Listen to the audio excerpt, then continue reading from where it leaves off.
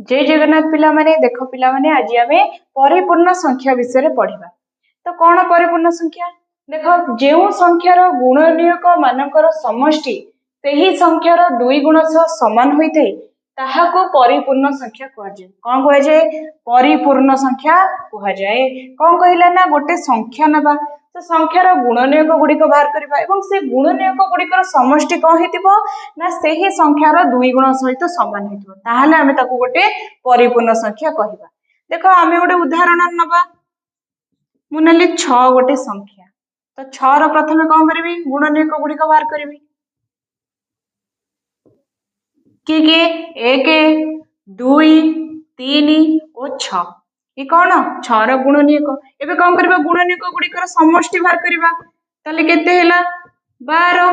ताले देखो ए जो 12 टा एटा कौन 6 रो दुई गुण न नहीं जदी दुई गुण हैला ताले कौन हेबो अतएव 6 एक परिपूर्ण संख्या अटे। ताले 6 गोटे कौन हेबो ना परिपूर्ण संख्या हेबो।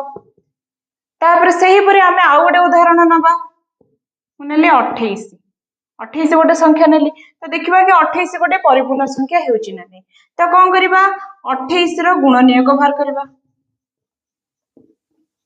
के 1 2 आउ के हबो 4 7 14 और 28 ये हूँ 28 रो गुणनीयक। एबे गुणनीयक गुड़िकर समष्टि बाहर करबा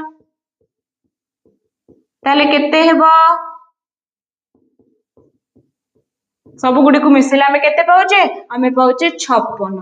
ताले देखो ये जो 56 टा ये 28 रो दुई गुण न नहीं दुई गुण ताले कौन हेबो अतएव 28 एक परिपूर्ण संख्या। ताले कौन 28 मध्य गोटे परिपूर्ण संख्या। सेही भली भाबे पिला माने तुमको गोटे टैक्स दिया होची कि 1 रु 100 मध्य रे थिबा परिपूर्ण संख्या गुड़िक निर्णय कर।